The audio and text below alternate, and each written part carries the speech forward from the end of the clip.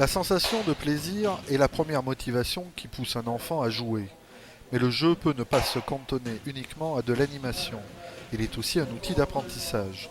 Dans le domaine de l'enseignement, le jeu doit devenir un prétexte dans le sens où il permet d'inciter les élèves au respect de consignes permettant d'atteindre un but précis, autre que le simple fait de bien s'amuser. C'est en cela que l'échauffement permet à l'enfant de passer progressivement d'un état d'amusement, propice à l'échauffement physiologique et musculaire, à une attitude de travail nécessaire à l'apprentissage. Ce DVD est construit sur cette logique. L'exemple de cette séquence d'échauffement et des jeux qui suivent s'appuie sur le fait que tout en jouant, les enfants doivent apprendre à écouter attentivement les consignes, les comprendre et bien évidemment les réaliser avec le plus de précision possible. Le tout en prenant du plaisir à le faire. Prêt, attention, dos, top, on va. Allez, on se met sur le dos, on y est arrivé, on recommence. Allez, on combat, allez, on combat, justement. Allez, on se met dessus, on peut. Allez, on court. Un peu descendre, on rentre.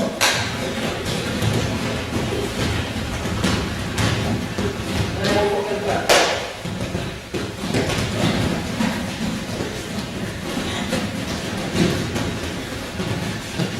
Marche arrière.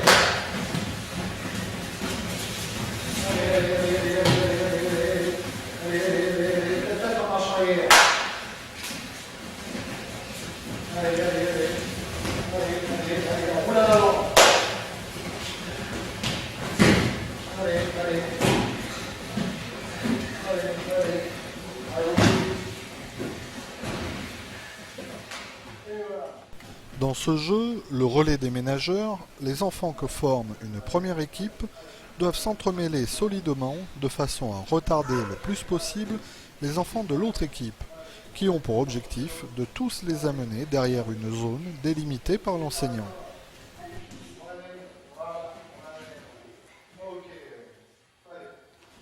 L'objectif de cette situation consiste à attraper les morceaux de ceinture accrochés au dos des partenaires, tout en ne se faisant pas attraper le sien.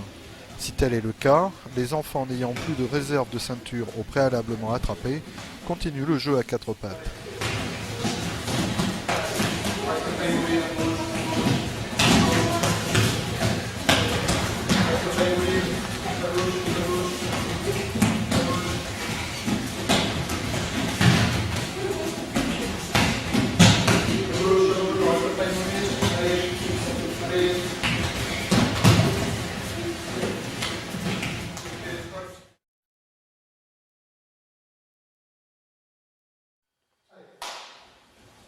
Se repérer, c'est bien évidemment être capable de prendre des repères.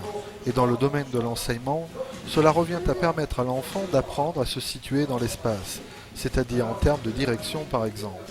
Mais plus encore, prendre des repères revient aussi à être capable de lire les informations dans les démonstrations de l'enseignant. Ce qui nous amène dans un premier temps à utiliser le jeu afin de renforcer cette capacité. Dans cette première situation, les enfants doivent anticiper le déplacement de l'enseignant, afin de ne jamais se retrouver derrière lui. Les deux situations qui suivent ont pour objectif d'amener les enfants à mémoriser leur déplacement, dicté par l'enseignant, et ceci en gardant les yeux fermés, afin de désigner dans un premier temps le point d'origine, et dans un deuxième exercice, la position finale d'un partenaire. À droite. Un pas à droite. Un pas en avant. Montrez la direction. Votre morceau de ceinture avec le doigt. Ouvrez. Vérifiez. Un pas en arrière. Un pas à droite. Un pas à droite. Encore à droite. En arrière. Montrez la direction. Ouvrez, regardez. Entendre n'est pas forcément comprendre. Les jeux qui suivent ont pour objectif d'inciter les enfants à se concentrer sur les consignes de l'enseignant afin de les interpréter avant d'agir. En d'autres termes, apprendre à écouter. Le but du jeu donc va être d'attraper le morceau de ceinture pas dans l'autre, mais au bon signal. Donc vous partez tous avec 10 points. Si vous attrapez au bon signal, vous êtes le premier à l'attraper, vous marquez 1 point de plus. Si vous l'attrapez au mauvais signal, vous perdez 1 point. Si vous l'attrapez ensemble, si c'est le bon signal, vous avez chacun 1 point. Et si c'est le mauvais signal, vous perdez chacun 1 point. Ok? Donc là, vous allez démarrer lorsque je vous dirai d'y aller. On se concentre bien. Top! Moins 1 point. On se concentre bien, ce n'était pas le signal, je ne vous ai pas dit d'y aller. Là, c'est le bon signal. Puisque comme j'ai dit que le signal, c'était lorsque je vous dirai top, mais non, ce n'est pas celui-là, le signal. Vitesse et précipitation, attention, réfléchis avant d'agir. Le signal est lorsque je vous dis n'y allez pas. Non, c'est lorsque je dis d'y aller. Là, c'est le bon. Et oui, on se concentre. C'est pas facile, c'est un jeu de concentration. Attention. Mais non, c'est pas parce que je le dis fort, c'est un signal. J'ai pas dit d'y aller en fait. Et si je viens de le dire pourtant. 1 point, bon. Je change le signal. Cette fois-ci, le signal sera lorsque je frapperai dans mes mains. Ok? On se concentre bien. D'y aller. Bien. Top! Oh. Ah, ça commence à venir. Vous marquez les points en conséquence, si vous l'avez eu, d'accord? En l'occurrence, concentrez-vous bien. Top! Et non, on se concentre. Bon signal. Je reprends le signal que j'ai donné au début. Attention. Top! Hop. Y aller. Voilà, c'est bien. À partir de maintenant, le signal sera lorsque je donnerai le résultat exact de l'addition que je vais vous donner maintenant. À l'équipe du 8 ans, une addition 2 plus 2 plus 2 égale 5, 4, 5 plus 1, bon signal. Mais je n'ai pas dit 6. Bon signal. Et oui, le résultat, c'est bien 6. Bon signal. Je n'ai toujours pas changé le signal. Le signal est le même. Il est le résultat de mon addition. D'y aller. Et non, c'est celui d'avant. Et non, c'est celui d'avant. Top! Ça n'est pas moi celui-là. 6, c'est toujours celui-là. Plus dur, multiplication. Attention, multipliant. 2 que multiplie 2. Que multiplie 2. Donc je répète dans la tête. 2 que multiplie 2, ça donne un résultat. Et ce résultat, on le remultiplie par 2. Ça fait 7, 9, 10 moins 3. Bien vu. On va réaliser les cours encore. J'ai pas dit 8 encore. Et c'est le bon signal.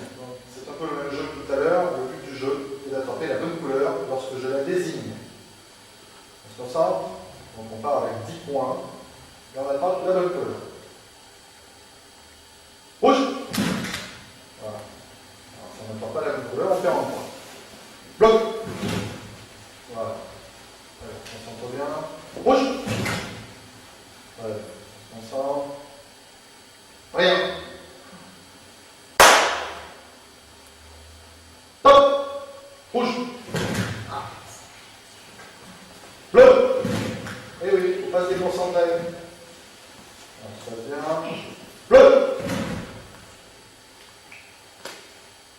Attention, maintenant, vous devez attraper la bonne couleur, mais au bon signal. Allez, on se concentre. Donc là, je vais vous donner d'abord la couleur, vous ne partez pas. Le signal sera lorsque je vous dirai d'y aller. Et il faudra attraper le rouge. Et non, ce n'est pas mon signal. Il ne faut pas confondre. Il faut apprendre à écouter et progresser dans ce que l'on entend. Vous attraperez le rouge quand je vous dirai d'y aller. Voilà. Les mains sont posées sur les genoux. Le but, attraper le morceau de choix de l'adversaire avant que celui-ci attrape le vôtre. Avec n'importe quelle des deux mains. Les deux mains sont posées pour l'instant à plat sur les genoux. Pour l'instant, le signal est simple, c'est lorsque je vous dis top. Attention. Top! Allez, on place tout de suite. Vous êtes prêts? Top! Faut réagir, hein? Allez, on place tout de suite. Prêt. Top. Voilà. Allez, on va monter le jeu maintenant. Donc cette fois-ci, à attraper en fonction de la couleur du chouchou que vous portez au poignet. Un bracelet aussi, vous avez un bracelet rouge à droite, un bracelet bleu à gauche. Attention, quand je désigne la couleur, vous partez pour attraper. Bleu. Voilà. On place. Attention. Bleu. Allez, on replace. Attention. Rouge. On replace. Attention. Top. Et non. Et oui. Bien écouter les signaux. Rouge. On va attraper pour commencer la cible bleue. Allez. Donc on a attrapé, on se replace. Allez. On attrape la cible rouge. Allez. On se replace.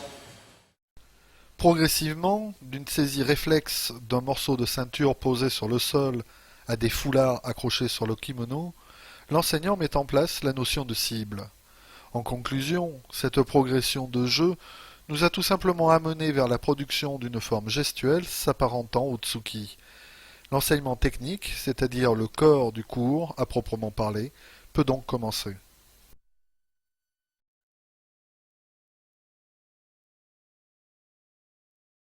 Accepter l'opposition est une composante fondamentale des techniques en karaté.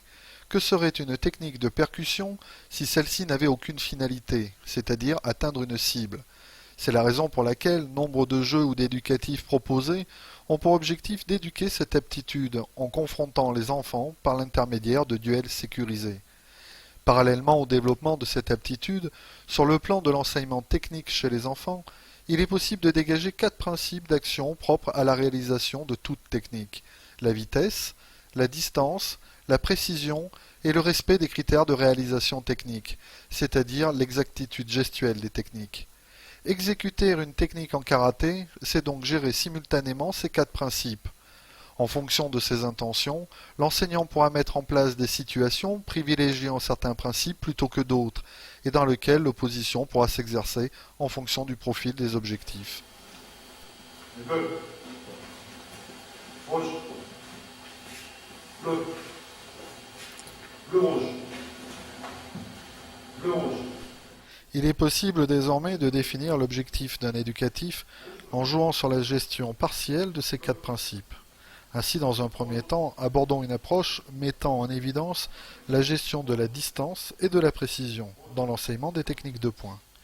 Il est important de ne pas perdre de vue que ce n'est pas parce que 2 principes sont mis en évidence par l'enseignant que les 2 autres sont absents dans la réalisation de l'élève. Mais ce n'est pas l'objectif du moment. N'oublions pas que tout enseignement s'inscrit dans une progression. Bleu. Bleu. Rouge. Rouge. Bleu. Bleu. Rouge. Rouge. Le rouge. Bleu rouge. Bleu rouge. Bleu rouge. Rouge bleu. Rouge bleu. Bleu. Rouge.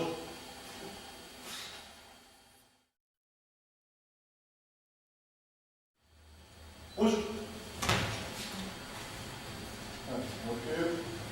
Rouge. Allez, bleu.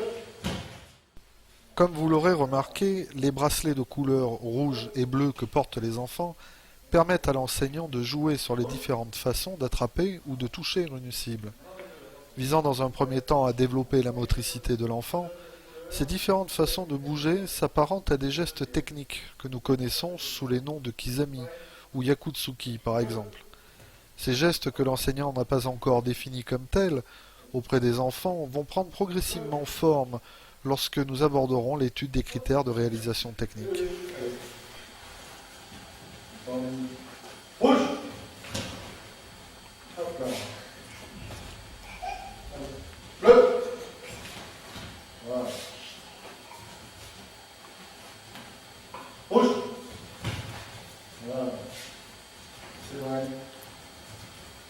Bleu. Bleu. Voilà. Le chemin le plus court entre deux points est la ligne droite. Ceci est une des composantes techniques des Tsuki.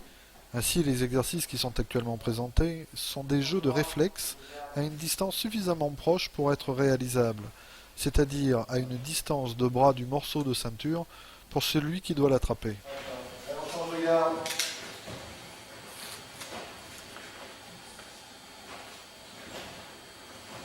Voilà. Voilà.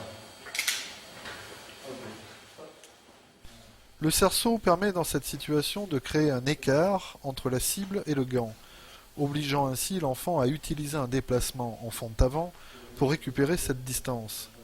Nous pourrions dire au regard de cet exercice que le principe de distance s'ajoute en conséquence aux deux autres principes préalablement recherchés, c'est-à-dire la vitesse et la précision.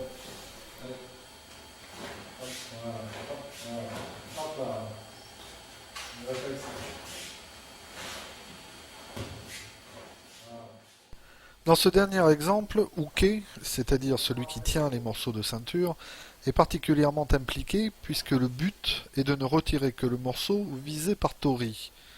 Ce sont les enchaînements d'actions qui sont donc visés pour l'un et la prise d'informations sur l'adversaire pour l'autre, préfigurant ainsi une approche des comportements de défense.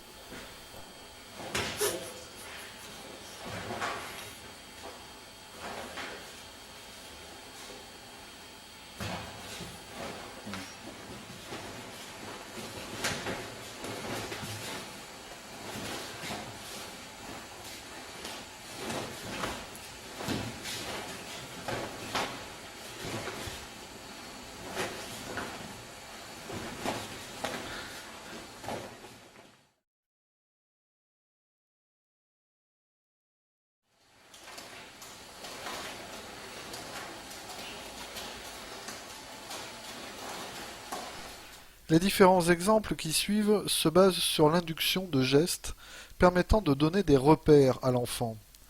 Entre tenir à bout de bras un cerceau et l'attraper de l'autre bras, la correspondance gestuelle est simple avec Shukosuki. De cette situation, bon nombre de déclinaisons sont alors possibles.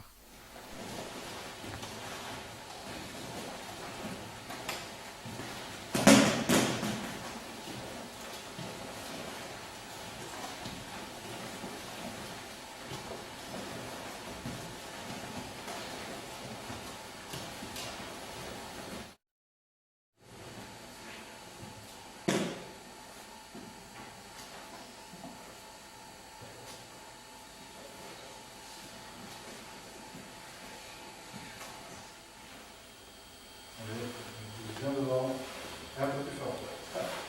Et hop, la tête bien droite. Hop, hop, hop, hop.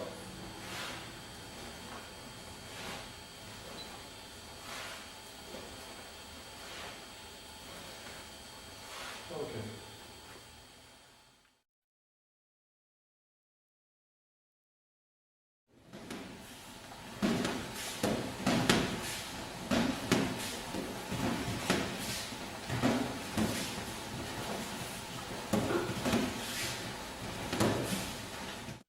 L'enfant qui tient le cerceau crée en somme un tunnel qui d'une part induit une trajectoire rectiligne et d'autre part une distance variable entre Tori et sa cible, puisque le cerceau doit être déplacé lentement en aller-retour.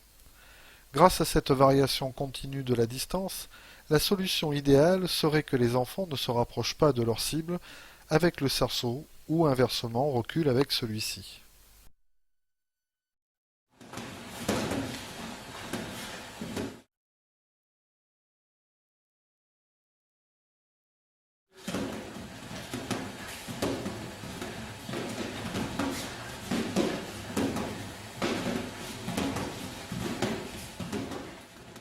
Plus significatif en termes de vitesse, les exercices suivants favorisent aussi une gestion nécessaire de la distance entre partenaires, puisque les cerceaux décrivent une fenêtre d'action à travers laquelle la saisie de l'épingle adverse est seulement possible. Deux cas de figure se présentent naturellement aux enfants. rester à une distance de sécurité, ou passer à travers cette fenêtre pour rompre cette distance. Certains aspects tactiques de l'opposition commencent alors à se dessiner, tels que l'action-réaction, la parade, l'esquive arrière, le contre, l'enchaînement d'attaques et ainsi de suite. En somme, les différentes formes de Tsuki, même si celles-ci ne sont pas d'une réalisation parfaite sur le plan technique, s'acquièrent grâce au sens que nous leur attribuons, des techniques de percussion devant atteindre une cible.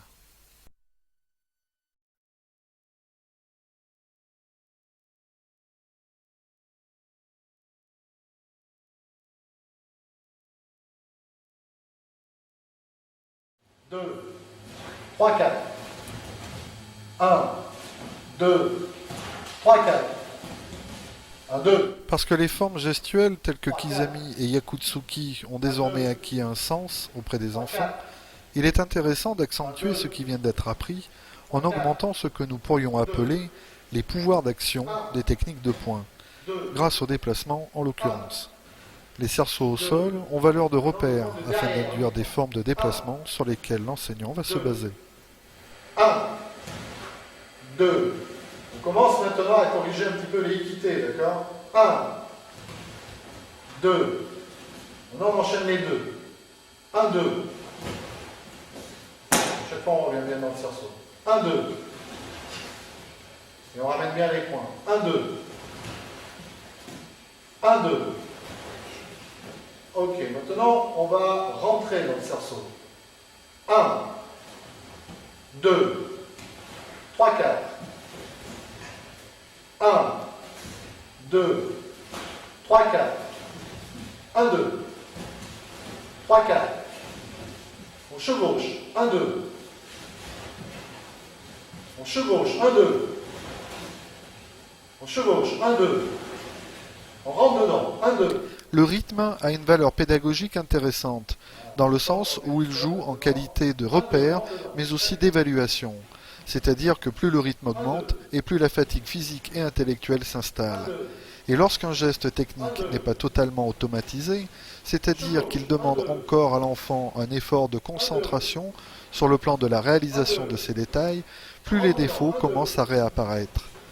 Le but de la situation que vous pouvez voir actuellement est de provoquer les erreurs en augmentant progressivement le rythme d'exécution. Ceci permettra à l'enseignant de savoir si les erreurs pour lesquelles un certain nombre d'éducatifs ont été mis en place sont désormais corrigées. Il est clair qu'avant de définir de nouveaux objectifs, il est important de vérifier si les objectifs précédents sont atteints. On chevauche. 1, 2. On chevauche. 1, 2. On chevauche. 1, 2. On rentre dedans. 1, 2. On rentre dedans. 1, 2. Très bien. Venez. Laisse-moi.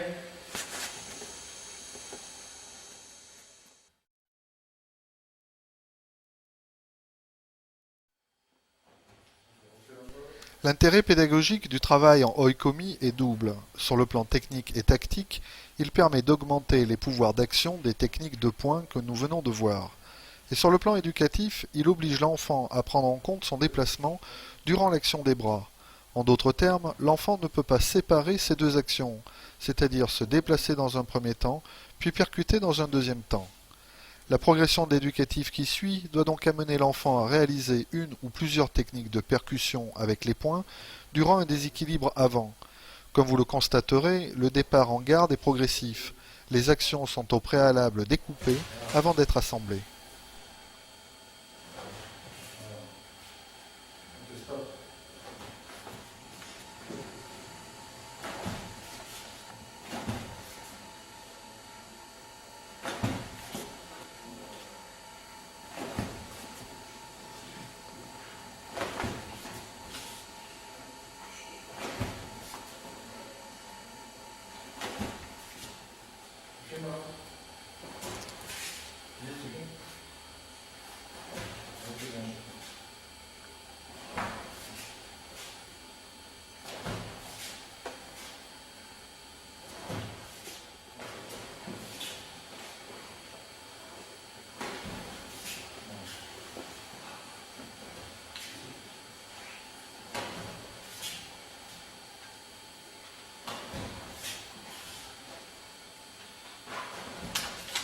bien de toute façon visiter les autres.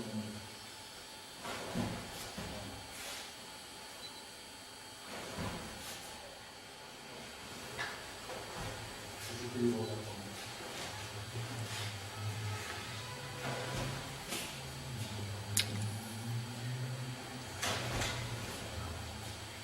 On parle de ça.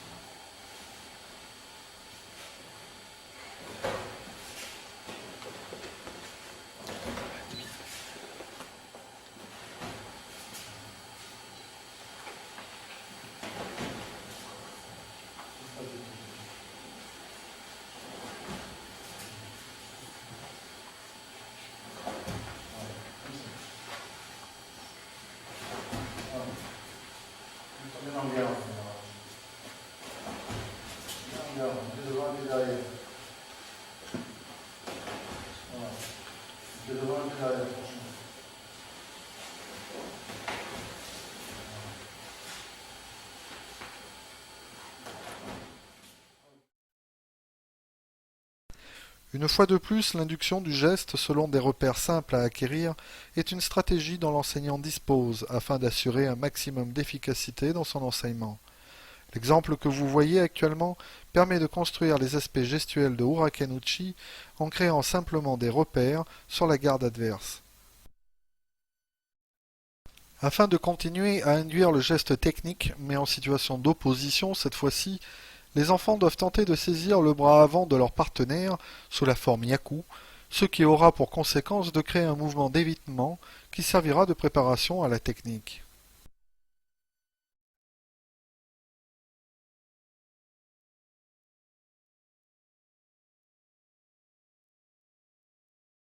Il ne reste plus qu'à replacer Urakenouchi dans une situation d'opposition plus globale, c'est-à-dire en autorisant aussi la saisie de foulards sous des formes préalablement travaillées.